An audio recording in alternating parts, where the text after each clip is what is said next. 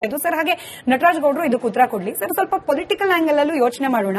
ಈಗ already announce ಆಗಿ ಕಾಮಗಾರಿ ಪ್ರಗತಿಯಲ್ಲಿರೋದೇನೆ ಡಿಲೇ ಮೇಲೆ ಡಿಲೇ ಆಗ್ತಾ ಇರುವಾಗ ನಮ್ಮ ಮುಖ್ಯಮಂತ್ರಿಗಳ ತವರು ಜಿಲ್ಲೆಗೂ ಕನೆಕ್ಟಿವಿಟಿನ ಹೆಚ್ಚು ಮಾಡ್ಬೇಕಂತೆ, ಡಿಸಿಎಂ ಅವ್ರ ಊರ್ ಕಡೆಗೂ ಮೆಟ್ರೋ ಮಾಡ್ಬೇಕಂತೆ, ಮಾಜಿ ಸಿಎಂ ಅವ್ರ ಊರ್ ಕಡೆಗೂ ಮೆಟ್ರೋ ಮಾಡ್ಬೇಕಂತೆ. ನೀವು ಮಾಡಿ ಜನರಿಗೆ ಅನುಕೂಲ ಆಗೋದಾದ್ರೆ ಎದು ಸರ್, ಬಟ್ ಕೊಟ್ಟ ಮಾತು ಕೊಟ್ಟ ಡೆಡ್ ಲೈನ್ ಅನ್ನ ಉಳಿಸ್ಕೊಳ್ಳಿಕ್ ಸಾಧ್ಯವಾಗದೆ ಇರೋ ಪ್ರಾಜೆಕ್ಟ್ ಗಳ ಕಡೆ ಫಸ್ಟ್ ಗಮನ ಕೊಡಿ, ಆಮೇಲೆ ನೀವು ಅನೌನ್ಸ್ ಮಾಡಿ. ಸುಮ್ಮನೆ ಅದಕ್ಕೆ ಮುಂಚೆ ಜನರಿಗೆ ಯಾಕೆ ಆಸೆ ಹುಟ್ಟಿಸ್ತೀರಿ ಅಂತ ಹೇಳಿ ಅದವರು ಉತ್ತರ ಕೊಡ್ಲಿ. ಅದಾದ್ಮೇಲೆ ನಟರಾಜ್ ಗೌಡ್ರು. ನಾವು ಬೆಳಗ್ಗೆ ನಿಮ್ ಕಾರ್ಯಕ್ರಮ ನೋಡ್ತಾ ಇದ್ದೀವಿ madam. PRO BMRC PM feasibility study ಅಂತ ಮಾಡ್ತಾ ಇದ್ದಾರೆ. ಇನ್ನ ಅಡಿಷನಲ್ 215 ಕಿಲೋಮೀಟರ್ಸ್ ಅಂತ ಅಂದ್ಬಿಟ್ಟು ಫೀಸಿಬಿಲಿಟಿ ಅಂದಾಗ ಮೇನ್ ಮೆಟ್ರೋಸ್ ಇರುವಂತದ್ದು ಸಿಟಿನ ಡಿಕಂಜೆಸ್ಟ್ ಮಾಡುವಂತದ್ದು. ಆದ್ರೆ ನಾವು ಇದನ್ನ ವಿಸ್ತರಣೆ ಮಾಡ್ಕೊಂಡು ಹೋದಾಗ ಅದು ಕಂಜೆಷನ್ ಇಲ್ಲ ಅಡಿಷನ್ಸ್ ಮಾಡ್ಕೊಂಡು ಇನ್ನ ಅದ್ರ ಮೇಲೆ ಹೊರೆ ಹೋಗ್ಕೊಂತ ಮಾಡುವಂತದ್ದ ಇವಾಗಿರೋದನ್ನ ಮಾಡ್ಬೇಕಂತ. ಯಾಕಂದ್ರೆ ಕೇಂದ್ರ ಸರ್ಕಾರ ಇದಕ್ಕೆ ಇನ್ನೊಂದು ಆಲ್ಟರ್ನೇಟಿವ್ ಏನ್ ಕೊಟ್ಟಿದೆ ಅಂದ್ರೆ high speed regional rain connectivity RRTS ಅಂತ ಕೊಟ್ಟಿದೆ ಅಂತದ್ದು. ಏನಂದ್ರೆ ಅವರು ಮೈಸೂರು, ಕನಕಪುರ, ತುಮಕೂರು, ಚಿಕ್ಕಬಳ್ಳಾಪುರ ಮತ್ತೆ ಕೋಲಾರ ಈ ಪ್ರದೇಶಕ್ಕೆ ಕೊಟ್ಟಿದ್ದಾರೆ. The union government is ready to support RRTS.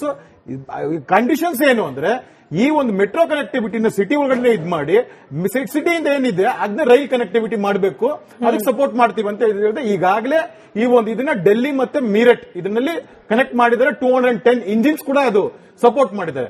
So ಆ ಫೀಸಿಬಿಲಿಟಿ ತಗೊಂಡ್ರೆ ನಾವು ಡಿಕಂಜೆಸ್ಟ್ ಮಾಡಕ್ ಈಸಿ ಆಗುತ್ತೆ. ಸಬರ್ಬನ್ ರೈಲ್ವೇಸ್ ಅದನ್ನ ಸಪೋರ್ಟ್ ಮಾಡಬೇಕಾಗುತ್ತೆ. ಈ ತರದನ್ನ ಆಲ್ಟರ್ನೇಟಿವ್ ಮಾಡಿ ಈ ತರದ್ ನಾವು ವೈಟ್ ಎಲಿಫೆಂಟ್ ಸಾಕುವಂತದ್ದು ಆಗ್ಬಾರ್ದು ಮೇಡಮ್. ಅದಲ್ಲಿ ವೈಟ್ ಎಲಿಫೆಂಟ್ ನಮ್ದೇನಿರುತ್ತೆ ಲಾಸ್ಟ್ ಕಿಲೋಮೀಟರ್ ಕನೆಕ್ಟಿವಿಟಿ ಇರೋದೇ ನಾವು ಈ ಮೆಟ್ರೋನ ಮಾಡ್ತಾ ಇರುವಂತದ್ದು ಟೈಮ್ ಕನ್ಸ್ಯೂಮಿಂಗ್ ಟೈಮ್ ಇದಾಗಬಾರ್ದು ಅಂತ. ಸೊ ಈ RRTS ಏನಿದೆ ಅದಕ್ಕೆ ರಾಜ್ಯ ಸರ್ಕಾರ ಹೆಚ್ಚು ಒತ್ತು ಕೊಟ್ರೆ ಏನ್ ಒತ್ತಡ ಬೀಳುತ್ತೆ BMRCL ಬಗ್ಗೆ ಆಗ್ಬಹುದು, ರಾಜ್ಯ ಸರ್ಕಾರದ ಮೇಲೆ ಆಗ್ಬಹುದು, ಆ ಒತ್ತಡ ಕಮ್ಮಿ ಆಗುತ್ತೆ. So alternative solutions duty of the state government study and implement it. ಅದು ಜನರ ಪರವಾಗೂ ಇರುತ್ತೆ, ಜನರಿಗೆ ಜೇಬಿಗೆ ಕತ್ತರಿ ಆಗದಿರೋದು ಇರುತ್ತೆ. ಅವರು ಬೇರೆ ದೂಷಣೆ ಈಗ ಉದ್ಘಾಟನೆ ಮಾಡಕ್ ಬಂದಾಗ ಅವ್ರು ಹೇಳ್ತಾರೆ ಅಕೌಂಟಬಿಲಿಟಿ ಮಾಡಿದಾಗ ರಾಜ್ಯ ಸರ್ಕಾರ ಮಾಡ್ತು ಅಂತ. ಡಿಲೇಡ್ ಅಂತ ತಾವು ಇವಾಗ ಮೆನ್ಷನ್ ಮಾಡಿದಾಗ ಡಿಲೇಡ್ ರಾಜ್ಯ ಸರ್ಕಾರ ಮಾಡ್ತಂತ ಅಕೌಂಟಬಿಲಿಟಿ ತಗೋಬೇಕಾಗುತ್ತೆ ನಟರಾಜ್ ಗೌಡ್ರೆ, ಹೇಳ್ಬೇಕಾಗುತ್ತೆ. ನಿಜ ಇದೆ, ಡಿಲೇ ಕೂಡ ರಾಜ್ಯ ಸರ್ಕಾರದೇ ಹೊಣೆಗಾರಿಕೆ, ಯಡಿಯೂರಪ್ಪನವ್ರದ್ದು ಹೊಣೆಗಾರಿಕೆ, ಬೊಮ್ಮಾಯಿಯವ್ರದ್ದು ಹೊಣೆಗಾರಿಕೆ, ಸಿದ್ದರಾಮಯ್ಯನವರು ಕೆಲಸ ಮುಂದುವರಿಸಿದ್ದಾರೆ, DK ಶಿವಕುಮಾರ್ ಮುಂದುವರಿಸ್ತಾರೆ.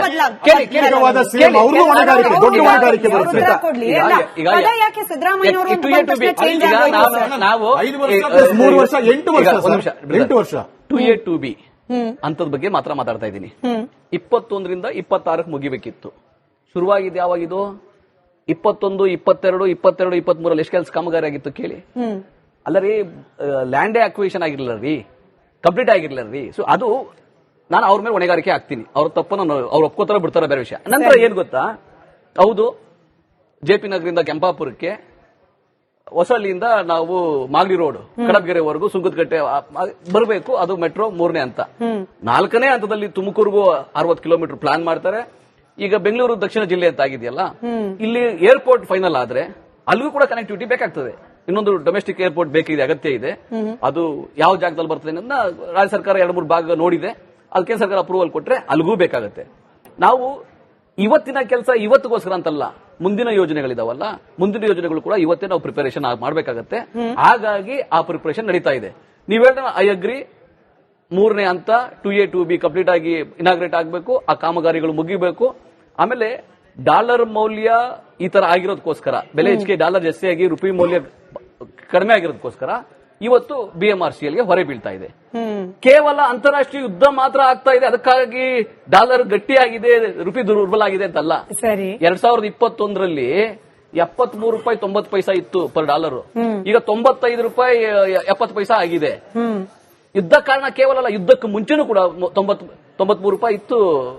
ನಟರಾಜ್ ಗೌಡ್ರು ಆಮೇಲೆ ನಟರಾಜ್ ಗೌಡ್ರು ಎಷ್ಟು ಸ್ಮಾರ್ಟ್ಲಿ ಕೆಲ ಲೆಕ್ಕಗಳನ್ನ ತಪ್ಪಿಸಿದ್ದಾರೆ ಅಂದ್ರೆ ಸರ್, ಈ ಮೆಟ್ರೋಗೆ ವೆಚ್ಚ ಆಗ್ತಾ ಇದೆಯಲ್ಲ, ಫಾರ್ ಎಕ್ಸಾಂಪಲ್ ಎಲೆಕ್ಟ್ರಿಸಿಟಿ ಪವರ್ ಅಂತ ಅನ್ಕೊಳ್ಳಿ ಸರ್, 150% ಸರ್, 150% ಜಾಸ್ತಿ, 150% ಹೆಚ್ಚಾಗಿದೆ.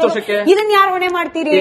ಯಾರನ್ನ ಹೊಣೆ ಮಾಡ್ತೀರಿ ಸರ್? ಆಯ್ತಾ, O&M sir, operation and management, maintenance sir, ಕೇಳಿಸ್ಕೊಳ್ಳಿ ಕೇಳಿಸ್ಕೊಂಬಿಡಿ ಸರ್, ಆಯ್ತು, ನಟರಾಜ್ ಗೌಡ್ರೆ ಹೇಳಿ, ಕೇಳಿಸ್ಕೊಳ್ಳಿ. ಹೇಳಿ.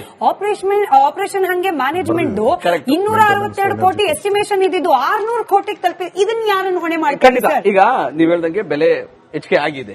ಯಾಕಂದ್ರೆ Energy cost ಬಗ್ಗೆ ಮಾತಾಡ್ಬೇಕು. ಕೇಳಿ, energy- ಅದೇ ಮಾತಾಡಿ. ಈಗ energy ಯಾಕಂದ್ರೆ ಯಾಕೆ rise ಕೇಂದ್ರ ಆಗಿದೆ ಸರ್ಕಾರ ಅಂತ ಯಾವ ಸರ್ಕಾರದ rise ಆಯ್ತು, ಆಗಿದೆ ಅಂತ ಕೇಂದ್ರ ಹೇಳ್ಬೇಕಾಗಿತ್ತು ಸರ್ಕಾರ ತಾವು. ಕಲ್ಲಿದ್ದಲು ಯಾವ ರೀತಿ ಕೊಡ್ತಾ ಇದೆ, ಕೇಂದ್ರ ಸರ್ಕಾರ ಇಡೀ ದೇಶದಲ್ಲಿ ಕಲ್ಲಿದ್ದಲಿಗೂ ದರ ಇದಕ್ಕೆ ಸಂಬಂಧ ನಿಗದಿ ಯಾವ ರೀತಿ ಮಾಡ್ತಾ ಇದೆ, Energy ಅವ್ರು cost ಬಗ್ಗೆ ಕೇಳೋಣ. ಮಾತಾಡ್ತಾ ಇದ್ದಾರೆ Energy cost ಇದರಲ್ಲಿ. ಇಲ್ಲಿ ಕೇಳಿ, ರಾಜ್ಯದಲ್ಲಿ ಕರ್ನಾಟಕ ಸರ್ಕಾರ ಬಂದ ಮೇಲೆ ಒಂದು ದಿನ ಯಾರಿಗಾರು ವಿದ್ಯುತ್ ಕೊರತೆ ಆಗಿದೆ ಅಂತಿಲ್ಲ. ಯಾಕಂದ್ರೆ ನಾವು ಕೊರತೆ ಕೇವಲ ಆಗಿಲ್ಲ ಸರ್, ಕೊರತೆ ಇಲ್ಲ ಸರ್. ಕೇಳಿ, ಬೆಲೆ ಜಾಸ್ತಿ ಆಗಿದೆ. ಈಗ ಬೆಲೆ ಈಗ ಒಂದು ನಿರ್ವಹಣೆ ಮಾಡಬೇಕಾದ್ರೆ ನಿರ್ವಹಣೆ 4 ರೂಪಾಯಿ ಇದ್ದಿದ್ದು 9 ರೂಪಾಯಿ ಮಾಡಿದ್ದೀವಿ ಇವಾಗ. ವಾರ್ಷಿಕ ಪರಿಷ್ಕರಣೆ ಆಗೇ ಆಗುತ್ತೆ, ಬೆಲೆ ಹೆಚ್ಚಿಗೆ ಆಗುತ್ತೆ.